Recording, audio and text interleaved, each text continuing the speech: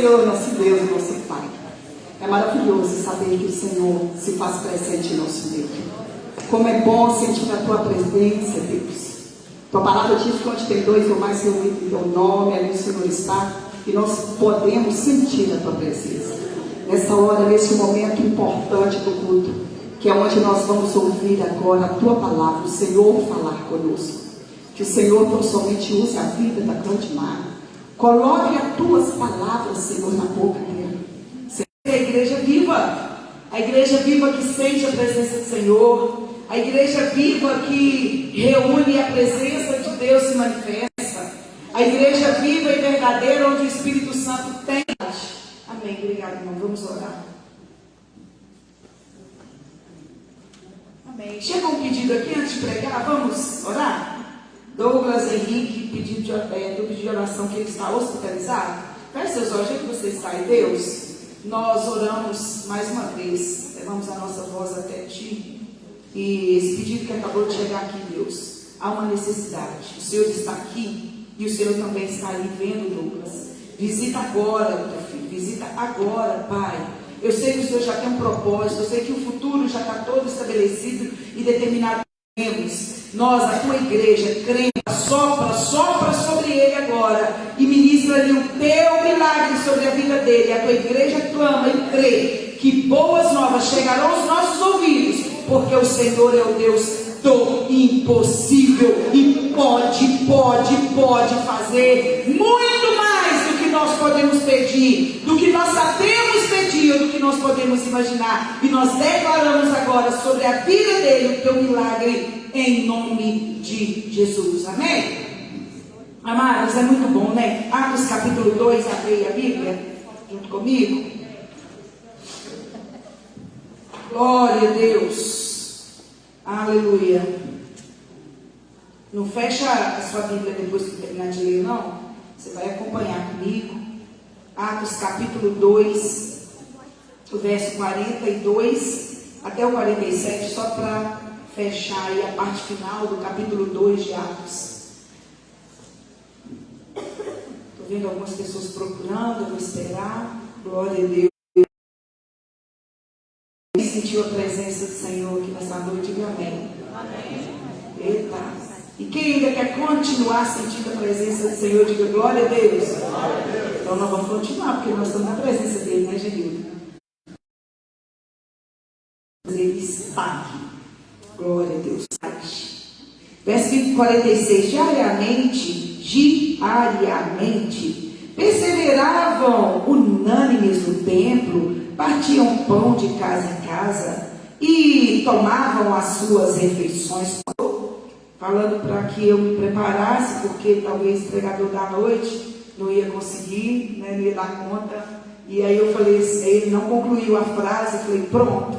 E aí eu estava dirigindo e a Isabela está assim agora, mas não, falei assim, estou aqui na luta aqui com o Espírito Santo, que o Espírito Santo venha nos conduzir, porque não é fácil estar aqui, especialmente nos tempos. Vou começar a pregar como a Silmara pregou domingo passado, frase que ela falou, quer dizer, domingo passado, não no outro domingo, né? Que ela falou que nós estamos vivendo dias difíceis. Eu me lembro que a última mensagem que eu ministrei aqui, eu também usei essa frase. Mas eu quero repetir, é necessário repetir, para que isso fique gritando nos nossos ouvidos e nos nossos corações. Estamos vivendo dias difíceis. E eu tenho uma boa notícia para te dar.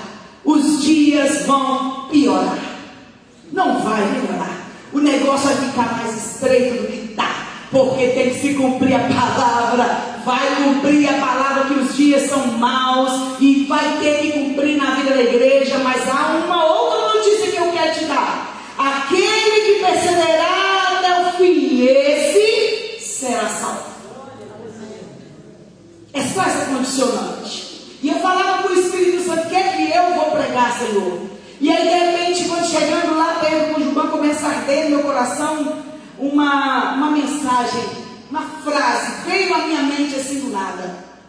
Características de uma igreja viva e verdadeira. Na verdade, a palavra características não veio. Veio uma frase assim, igreja é viva e é verdadeira. A igreja é viva e é verdadeira. A igreja é viva e é verdadeira. A igreja é viva e é verdadeira. Isso ficou minando no meu coração. Eu assim, o que o Senhor quer que eu entenda com isso? Quer que eu compreenda? O que o Senhor quer que eu faça com essa frase? E quando cheguei em casa, no domingo, peguei a Bíblia, fui ler. E o Senhor falou muito forte no meu coração. E eu quero pregar para você nessa noite exatamente o que está gritando até agora. Não é uma mensagem fácil. Não é fácil estar aqui. Não é fácil assumir o púlpito de uma igreja, especialmente em 2023. Exatamente em julho de 2023. Não é fácil. Aí é confortável. Aqui não é. A igreja está vivendo dias difíceis. Mas eu quero gritar para o seu ouvido ouvir. A igreja ainda é viva e ela é mais. Ela é verdadeira. Porque há uma rocha onde ela está plantada. E essa rocha chama Jesus de Nazaré. Aquele que foi, que é e sempre será, morreu por mim, por você. E cuida dessa igreja. E eu quero que você acompanhe comigo o que está registrado aqui no capítulo 2 de Atos dos Apóstolos. Eu poderia ficar apenas no verso 42. Verso 42 dá para pregar muitos sermões. Mas a primeira coisa que eu quero ver com você aqui no verso 42 de Atos dos Apóstolos é que a primeira característica de uma igreja viva e verdadeira, a primeira característica é que essa igreja, ela está construída sobre uma palavra. Verso 42 diz o seguinte: perseveravam na doutrina dos apóstolos. Quando eu vejo esse texto, eles se dedicavam ao ensino dos apóstolos. Sabe o que eu vejo? Quando nós olhamos para a igreja verdadeira, assim como eu estou olhando para você, porque eu estou pregando uma igreja viva e verdadeira, eu vejo uma igreja devotada pela palavra, uma igreja que gosta de ouvir a palavra, aí uma igreja que gosta de ouvir o evangelho, que tem sede pela palavra. A primeira característica de uma igreja viva e verdadeira é aquela. Quando eu falo de igreja, eu não estou falando de coletividade, eu estou falando de individualidade, porque você é uma igreja na sua individualidade. A característica que deve ter na minha vida, a primeira delas, a palavra tem que arder no meu coração. Eu tenho que ter sede por essa palavra. Eu tenho que desejar ouvir essa palavra. Vocês lembram lá que aqui em Atos dos Apóstolos mesmo, quando a igreja estava sendo ministrada por Pedro, o povo ficava lá. O povo gostava de ouvir, o povo gostava de estar ali, o povo queria ouvir, o povo queria ser ensinado, o povo tinha sede de ouvir a palavra, o povo sentava ali e eles gostavam disso. E quando eu comecei a meditar nessa primeira característica, eu me voltei na minha juventude, eu ainda sou jovem, mas mais jovem ainda, lá na Bolívia, na minha primeira experiência missionária, quando nós estávamos em um congresso ali na Bolívia, poucos crentes, nós estávamos ganhando ali, trabalhando no evangelismo, e nós fomos para um ginásio, onde havia a pregação do evangelho, e ali tinha muitos bolivianos. Ali tinha um senhor que ele tinha 10 esposas, e todas as 10 esposas pertinho dele, e nós estávamos evangelizando aquele senhor, e aquelas mulheres com 7 saias, um menino pendurado na barriga, e aquelas mulheres em pé, ouvindo a palavra, elas não se assentavam. O culto acabava, irmãos, elas continuavam em pé ali, esperando algo mais. Tamanha sede daquele povo de ouvir o evangelho, de ouvir mais, e nós falávamos assim, só sentava quando nós falávamos assim, pode se sentar, aí elas se sentavam. Daí a pouco a casinha estava de pé, com o menino no colo, 7 saias, com um monte de roupa, e o culto lá não é 1 hora igual nós temos aqui não, começa 7h15, termina 9 horas não. O culto lá era 3, 4 horas de culto, e aquele povo sentado ali eles comiam, ali eles faziam as necessidades fisiológicas dele, ali no meio daquela comunhão ali, daquela comunidade, ali que eles ficavam até dar na hora do almoço, porque o culto começava de manhã e passava da hora do almoço. A característica que eu e você temos que ter, e o mundo está vendo isso em nós, é a palavra de Deus ser desejada por mim e por você. A primeira característica é porque a palavra de Deus, o evangelho, o poder de Deus para a igreja, é pela palavra, é que nós vamos vencer o mundo, vamos vencer essas dificuldades, é pelo poder da palavra, é que nós vamos resistir o que nós estamos vivendo agora. Lá em 2 Timóteo capítulo 2, verso 15, tem uma ordenança, tem um conselho, tem um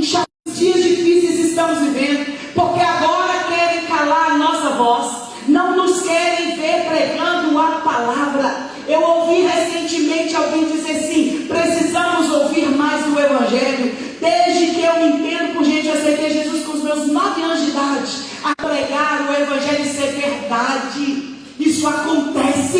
E ele pregava o Evangelho, e eles soltaram a esposa, mas ele ficou preso, voltou magro, doente. A igreja no Brasil tentando, e os obreiros se unindo para poder libertar aquele pastor. Querem calar o poder dessa palavra.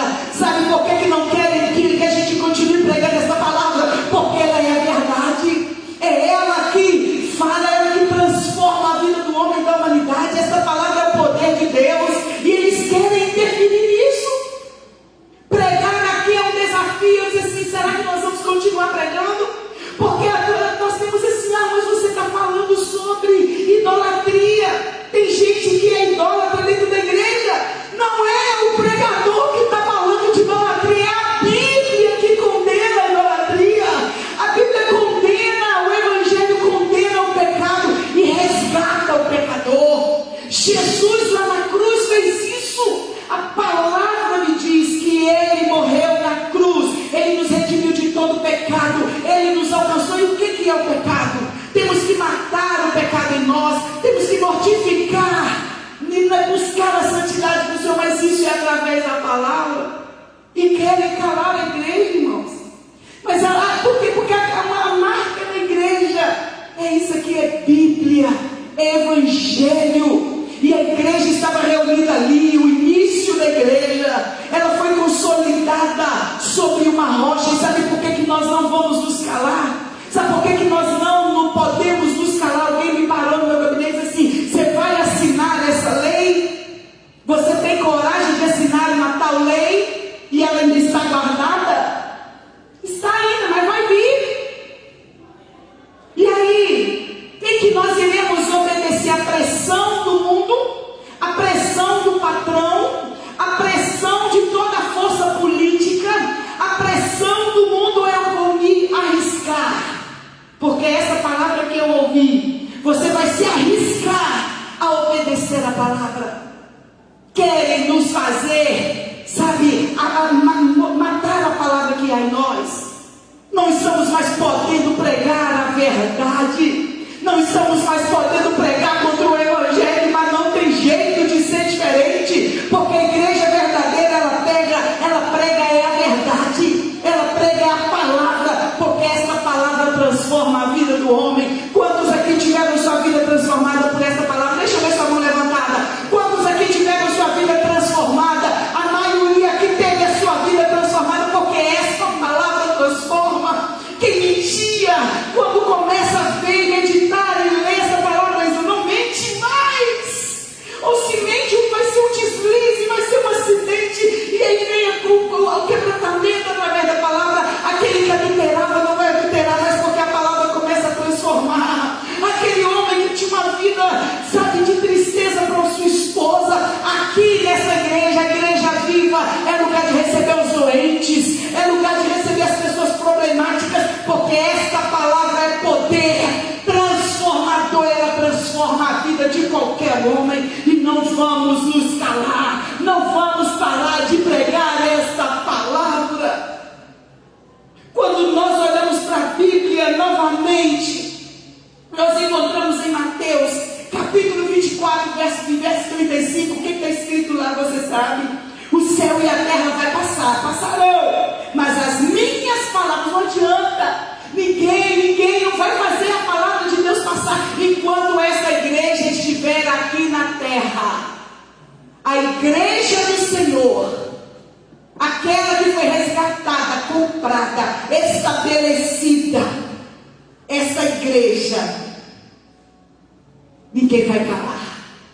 Não adianta, a palavra de Deus é a nossa bússola, ela é a verdade.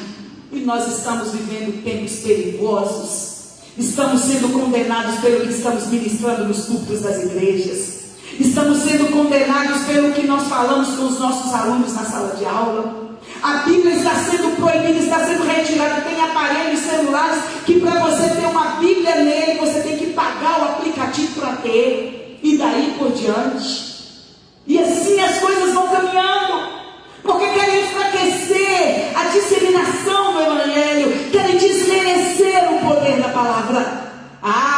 eu lembro de Pedro, que Pedro pregava, ele não caía na graça dos inimigos, que gostavam de enganar as pessoas, que gostavam de viver a seu bel prazer, os desejos da carne, mas ele pregava a verdade. E a Bíblia diz que quanto mais ele pregava, mais a igreja crescia.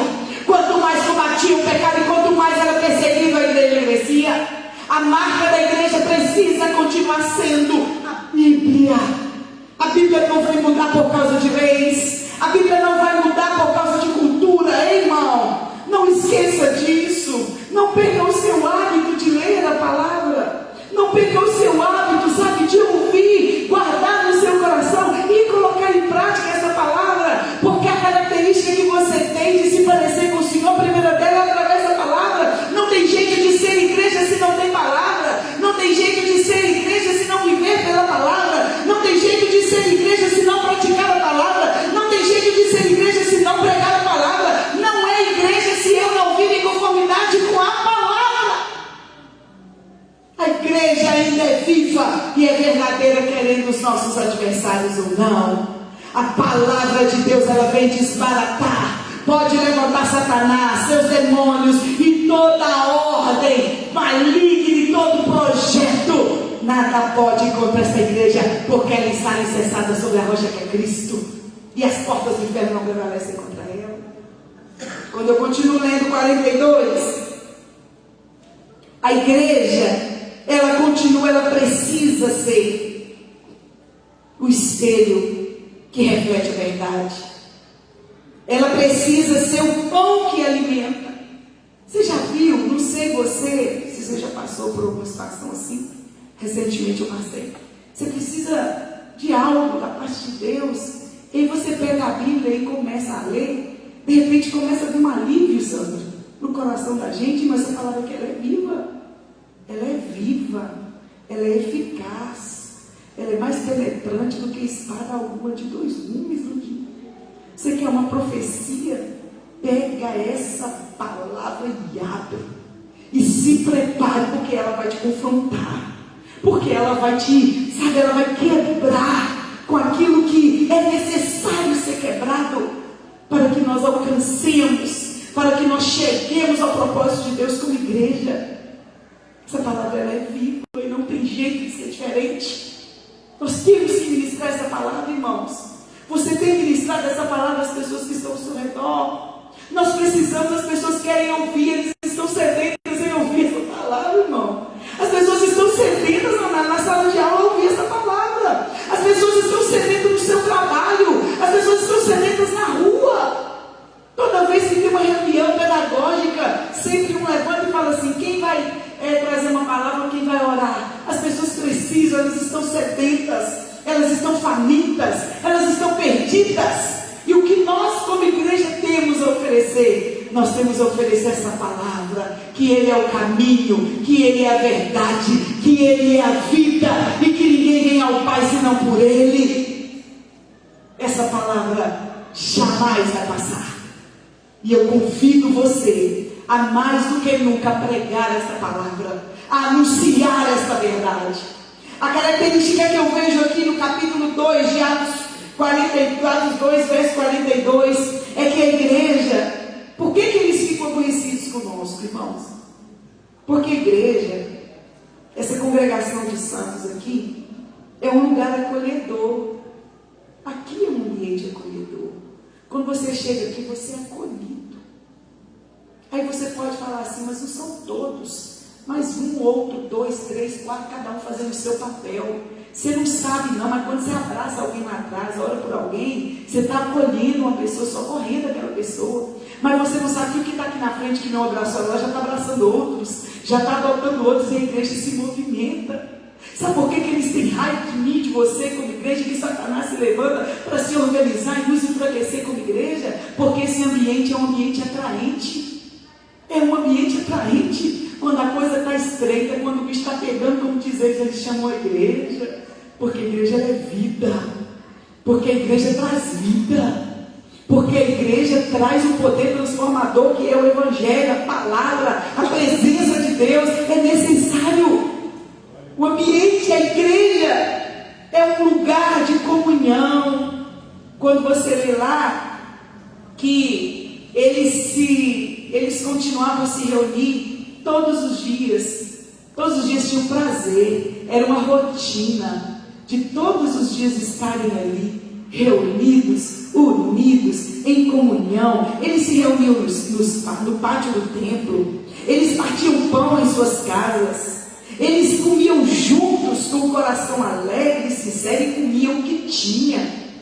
A palavra feliz e coração sincero mostra que eles claramente gostavam de fazer parte. Quem está aqui gosta de estar aqui, porque aqui é um ambiente que traz paz. Aqui é um ambiente onde a nossa força é renovada. É um ambiente onde a nossa esperança é renovada. O louvor todo foi pregado sobre isso, foi ministrado sobre isso.